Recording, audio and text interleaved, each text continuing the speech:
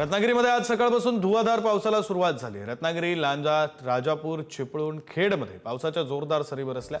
या पावसामुळे रस्ते, नाले पाण्यानं ओसंडून वाहत आहेत। रत्नागिरी जिल्ह्याला 26 जूनपर्यंत हवामान खात्याने येलो अलर्टचा इशारा दिलाय।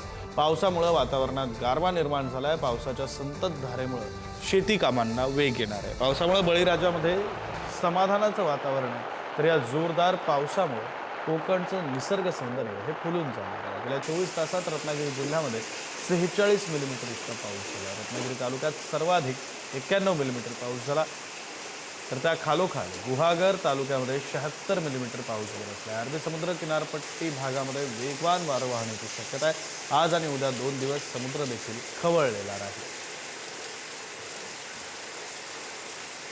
अल निनोच्या प्रभावामुळे लांबलेल्या पावसाला दमदार सुरुवात ही कोकणामध्ये रत्नागिरी जिल्ह्यामध्ये झालेली आहे। सकाळपासूनच धुवाधार पाऊस हा बॅटिंग करत आहे। तर सागरी किनारपट्टी भागामध्ये पाहिलं तर समुद्राला देखील मोठं उधाण आलेलं आहे। आपण जर पाहिलं तर या ठिकाणी समुद्र देखील खवळलेला आहे।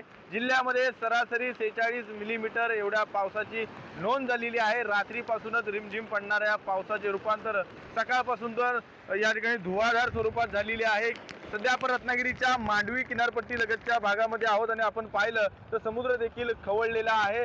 26 जून पर्यंत रत्नागिरी जिल्ह्याला येलो अलर्टचा इशारा हा दिलेला आहे। तर ग्रामीण भागामध्ये या धुवाधार पडणाऱ्या पावसामुळे बळीराजा देखील सुखावलेला आहे। एकूणच रत्नागिरी जिल्ह्यामधील पुढे 26 तारखेपर्यंत ही पावसाची धुवाधार बॅटिंग सुरूच राहणार आहे। तर किनारपट्टी लगतच्या नागरिकांनी सुरक्षितता बाळगावी असे देखील आवाहन प्रशासनाने केलेले आहे।